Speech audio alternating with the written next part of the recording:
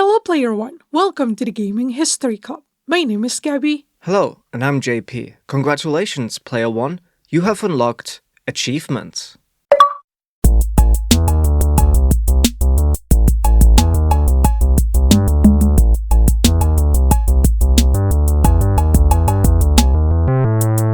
So, Gabby, should we talk about how cool the Game Awards were this year? Ooh, yes, please.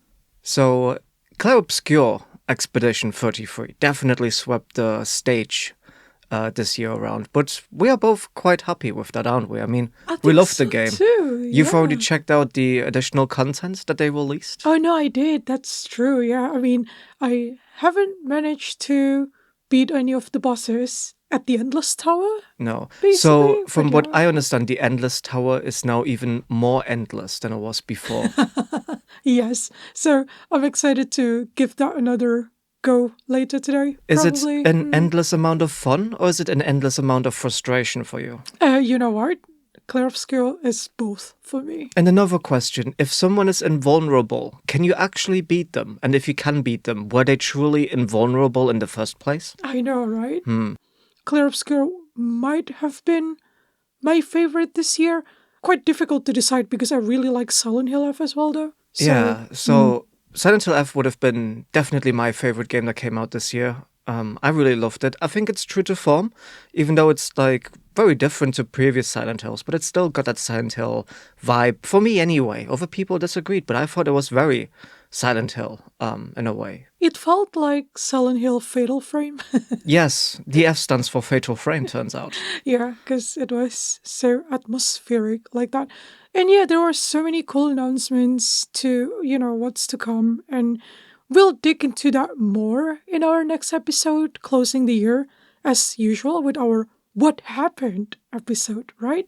Yeah, that's right. But even for our favorite games, let's just say that even for me as Silent Hill F lover, we're not really achievement hunters, are we, Gabby? We don't particularly care too much about achievements, so perhaps this is more of an episode for all of the trophy hunters out there. That's true. Well, let's dig right in then, JP.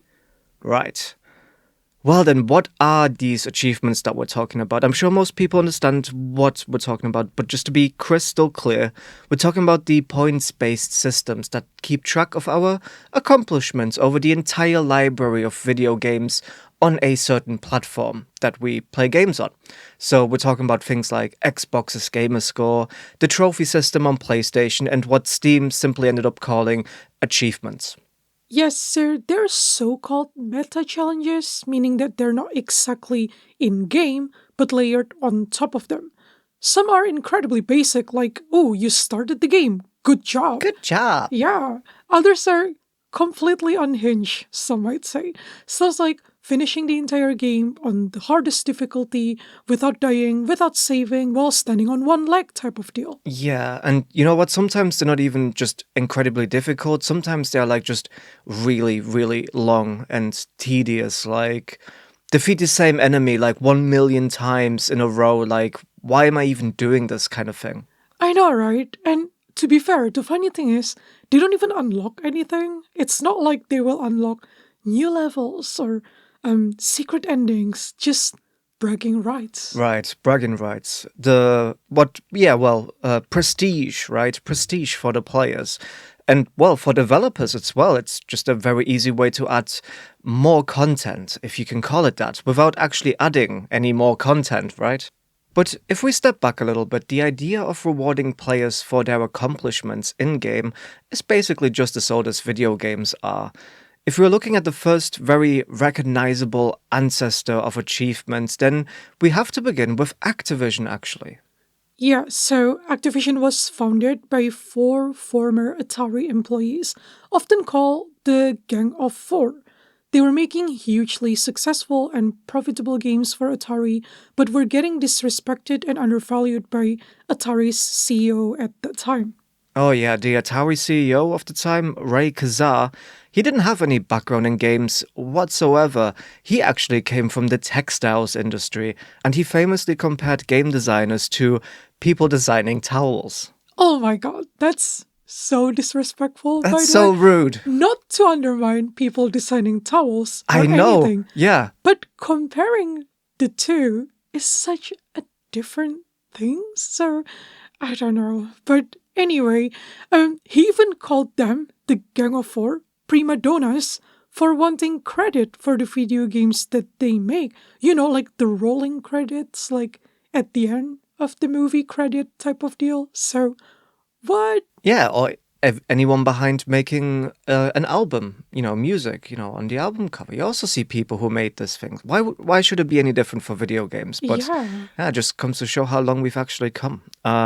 Anyway, so one of the members of the Fantastic Four, Gang of Four, David Crane, he noticed that in a single year, his work had contributed to $20 million worth of profit to Atari, right? While he was only being paid about $20,000. And that's when the Gang of Four collectively realized, well, things are not going to change, right? So when Activision starts making games by themselves now, they're obsessed with one thing that Atari wasn't, which is that players and creators actually matter. They made sure that for their cartridges, they were colorful and they actually put screenshots on the back of the box to inform players what to expect from the game. Things that we considered like normal, right? It's so normal now, but Activision were the first to do that, consciously making an effort to tell the players this is what our game actually looks like if you want to buy it. So there is a bit of a preview, you're not going in blind. There's transparency. You're not just having to go in blindly hoping that this would be a good game based on the name of the game alone. Anyway, the games also felt better, they moved better, they looked better, and they were better than anything that Atari's Towel CEO was able to make anyway. And this is where achievements really started here, because one of the things Activision also offered were iron-on patches for high scores. So iron-on patches, not patches to fix games, no. Like iron-on patches, like you get a patch that you can put on your clothes, guys, yeah? Yes. Yes.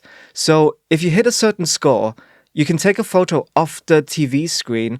You make the photo, well, you get it developed, if anyone remembers what that actually was like, and you have to physically then mail it to Activision. And many weeks later, you'd get that patch back in the mail.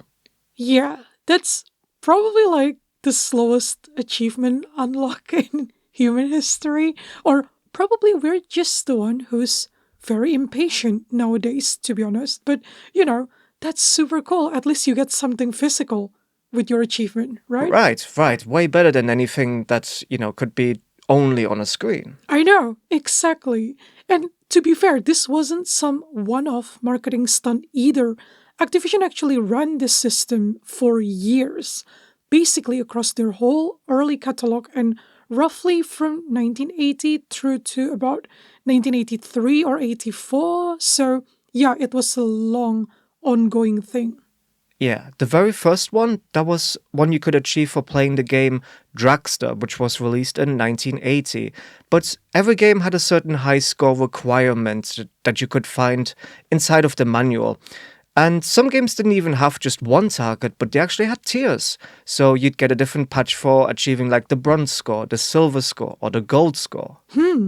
That sounds suspiciously like the bronze, silver, gold trophies that we have nowadays. No platinum there. No Hey, platinum yet, no.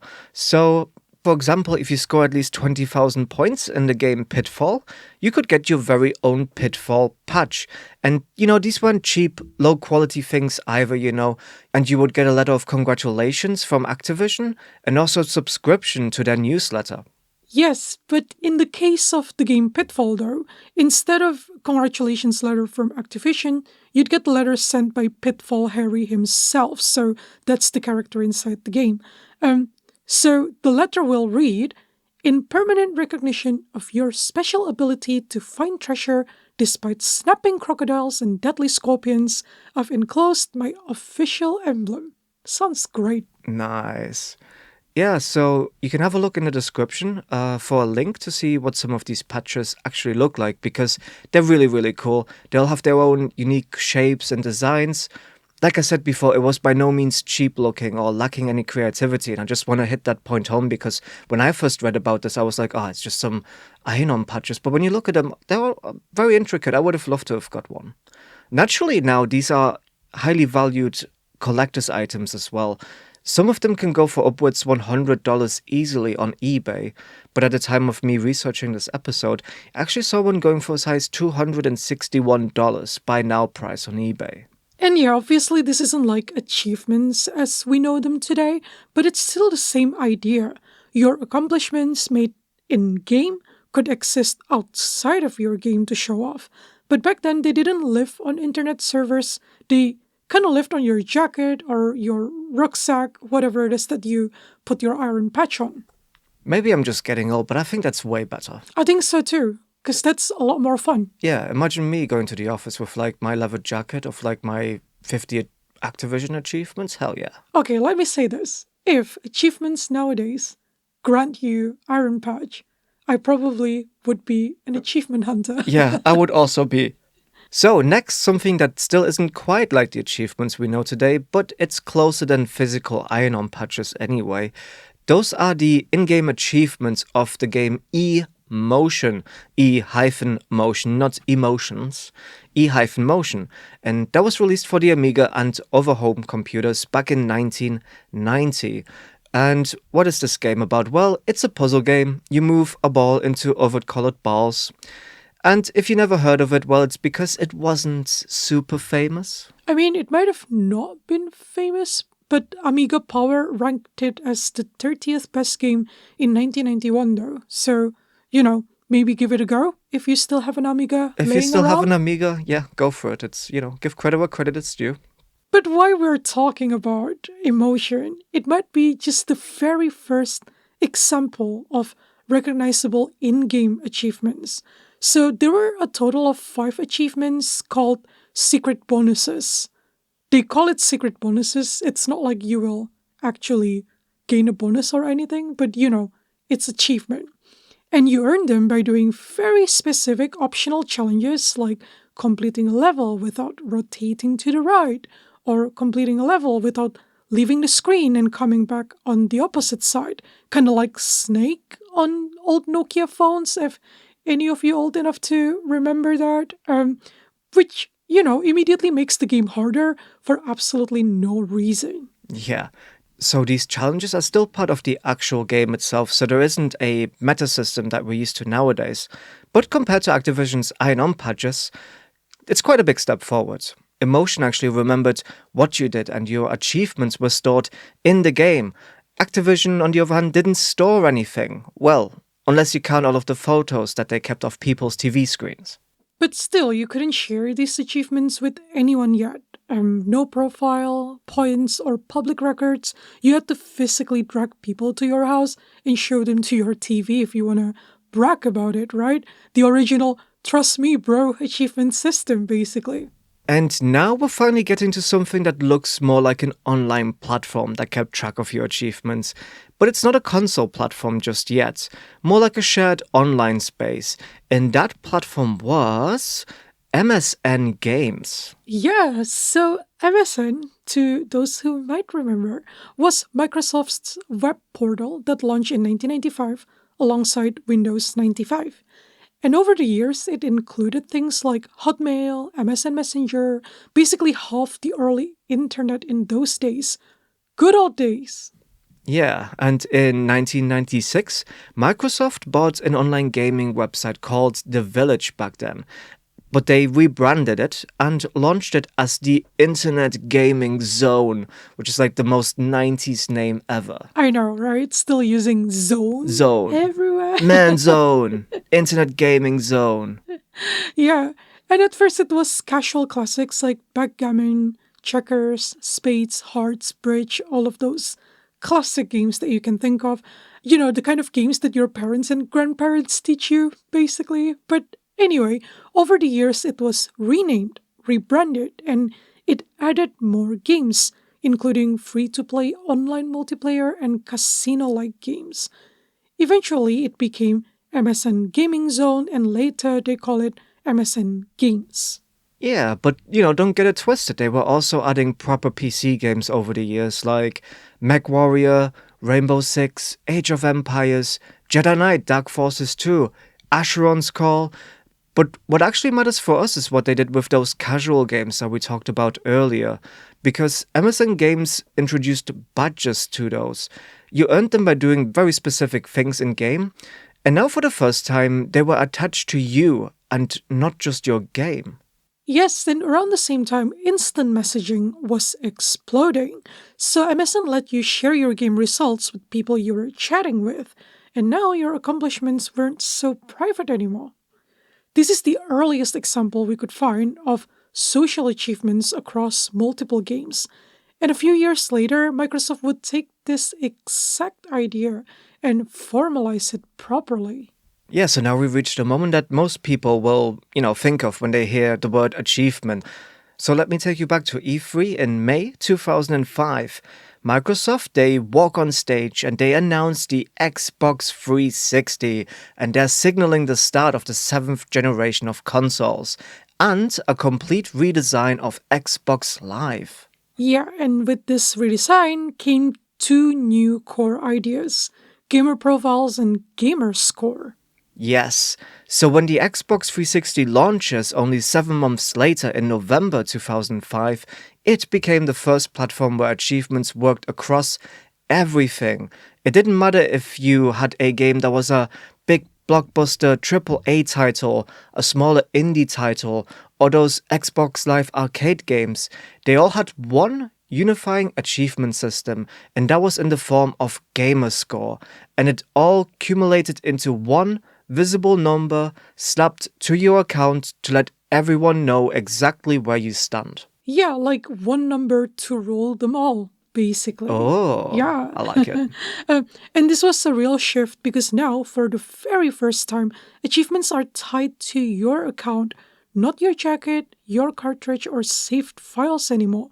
Gamerscore kept track of your account's achievements, and it really changed gaming in many ways. It encouraged us to poke around more in games, try things we might not normally do. Maybe it gives us a reason to actually replay some games as well, all because suddenly we'd have an extra objective with no actual reward outside of a token.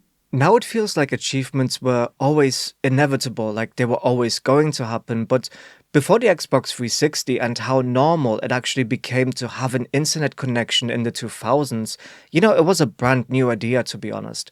And there was another way that gaming was kind of slowly merging and synthesizing with the social media boom that was happening. So I took a look at social media figures from back then, and there was no Facebook yet, so I had to take a look at MySpace. And they had about 20 million users in 2005, but they were getting 200,000 new ones every single day. So online identity mattered, and this was the identity that gamers wanted to adapt for themselves. It was Gamerscore, and it became their way of telling the world, this is who I am. Yeah, and with this gamer score, the gaming community responded in different ways. Casually, it was fun to try some fun extra things in the game you already loved, but for the completionist minded, they went hard with this. They did go hard, and you know what? Wikipedia even calls them achievement whores, which feels harsh, but not entirely inaccurate. Yeah, I mean, should we change it to deeply motivated It individuals? sounds probably more correct, slightly tongue in cheek still, but more pleasant at the same time. I know, yeah. So some argue that it turns what it's supposed to be a reward in on itself, just, playing some games and having fun, into a checklist of things to complete. I mean, if you play and even choose games based only on how easy and quickly you can get gamer score from them, are you really having the most possible entertainment out of playing video games? I know I sound like really old saying this, but Yeah, are I you? think I think there's a point to that, but isn't that telling people how to spend their free time? So it's not like cool either. It's a good argument, but not a cool one to like give to somebody, is it? I think so too. You know what? Each to their own. Exactly, Yeah, exactly. chase your achievements. It's all cool. It's all cool. I guess what we're saying is achievements definitely blurred the lines between playing just for fun and playing to compete, or playing just to complete. On the positive side, though, achievements encourage players to really learn a game's mechanics and they rewarded that skill that you learned as well. Stuff that casual gamers might find too tedious or fidgety to try out usually, they might bother to try out because you could get an achievement from it. For Microsoft, this was brilliant. There was more incentive for players to stay loyal to Xbox. Switching platforms means you're losing your score, right? So it's kind of a scary thing.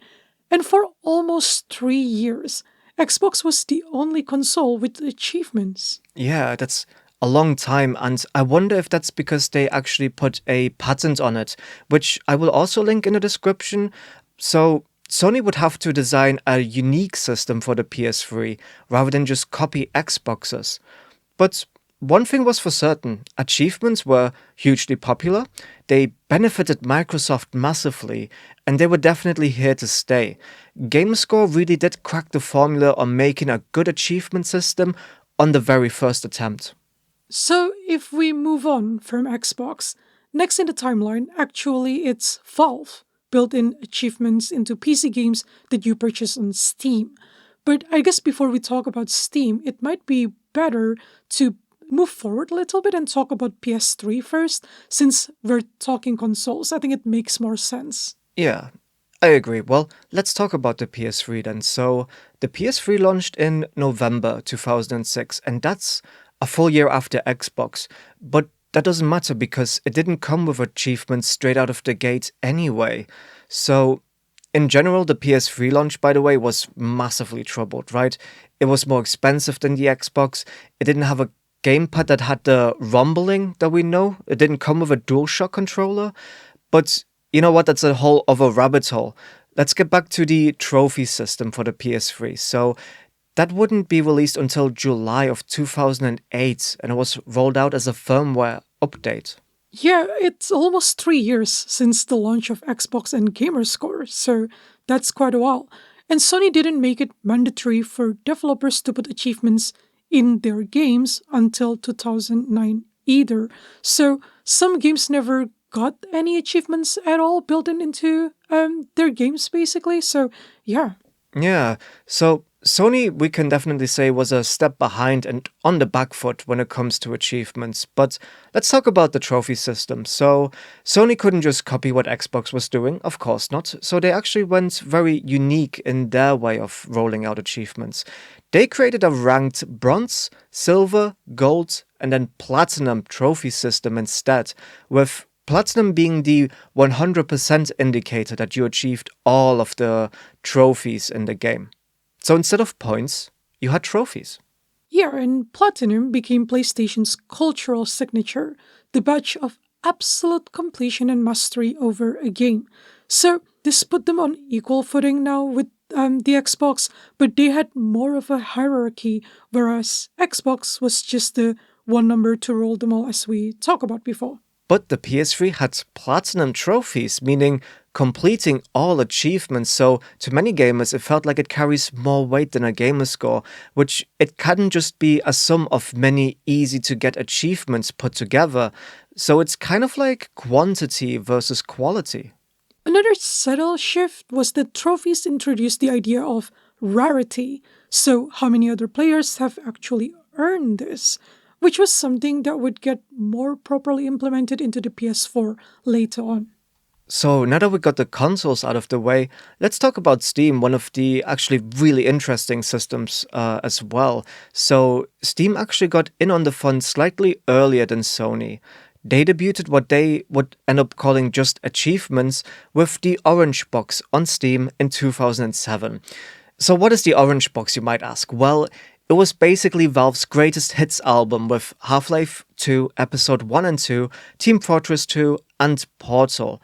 So Steam was the first PC platform to unify achievements across many different games and studios, which is a hugely big deal because the PC gaming space is massively big, yet very fragmented at the same time.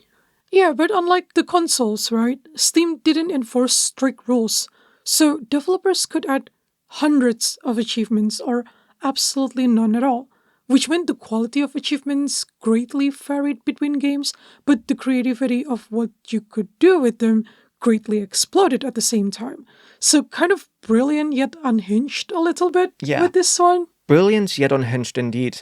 And because Steam is naturally so data driven as well, it unlocked new things in the achievement space like the global rarity stats, being able to see how many other players had been able to get this achievement, or, well, how many bothered to do so. And that meant a lot to gamers. But on top of that, they even built a trading card culture into their achievements in 2013 as well. Yep, so you get sets of cards that can be crafted into badges that can be leveled up and turned in for rewards like custom profile backgrounds and store coupons. So demand on this was so high that in 2017, Valve was forced to remove 173 fake games that only existed to offer easy to win trading cards. Yeah, so, well, to summarize the achievement space for Steam, then, and by extension, a lot of PC gaming, it's not as tightly organized and structured as that of the consoles. Maybe the achievements meant a little bit less in terms of pure bragging prowess, but they're probably the most creative developers are actually allowed to get with an achievement system. And now, by the 2010s, well, achievements were absolutely everywhere. Not just on consoles, not just on Steam, even mobile, of course, had to get in on the fun. iOS Game Center introduces achievements in 2010, which now meant any mobile game could offer them to players too. Yeah, and Google's Play Games followed suit in 2013. Basically, they've become an expectation now rather than a novelty. Right, but you might be wondering now at this stage too, well, what about Nintendo, right? Yeah, what did they do with this? Yeah, well, they're the one platform that never got infected by the achievement craze. Still pure and still very mysterious, they are guided by their in house values of lateral thinking with withered technology and the blue ocean strategy, of course, right? Yeah, which if you've been listening since episode 4, you'll remember we already covered about this. Yeah, it's only 58 episodes ago, Player One. Not that long ago. Yeah, so Nintendo marches to its own drum. What more can we say about them, really? So by this point, achievements aren't just for video games anymore. They have crept into the real world as well. Companies love them because, you know what? Nothing says motivation like extra points for more work, basically. So, are they trying to make us do more work without losing any lives? No, they just try to make you do more work without giving you more money. But I guess you get bragging rights with your boss if you care about that. By the way, the NSA also has an achievement system, believe it or not. It's called the X Key Score, and it awards skills points, SKILZ, skills points to help train new analysts. Okay. Yeah, hopefully without anyone exploding in the process. This kind of thing they call gamification, but if you're interested in that topic, Player One, well, let us know. Yeah, and I'm pretty sure, Player One, there are many trophy hunters out there, but one we can talk about for this episode is someone called Raycox, aka Stallion83.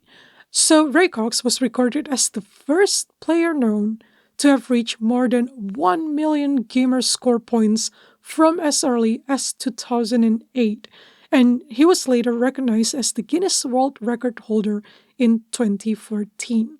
So, yeah, achievements are really cool for those completionist trophy hunters, definitely. Or achievement horse, as Wikipedia calls them. Yeah, honestly, we should definitely request that edit because I don't know anyone who in real life actually calls these people achievement horse. I'm not too sure either somehow. But yeah, anyway, if you want to brag to us about your platinum trophies, Player One, please write to us on our website, gaminghistory.club, and let us know. Well, and with that, that's the end of achievements as we know them today, Player One. So, yeah, I hope you had fun and enjoyed this brief but interesting ride through achievements. Yes, and as usual, new episodes of Gaming History Club are released every other Wednesday, so make sure you subscribe and follow us on our social media. We're on Instagram and Facebook as Gaming History Club. Come back in a couple of weeks, Player One. We will end the year with our usual recap with our usual guest and their unusual behavior. See ya.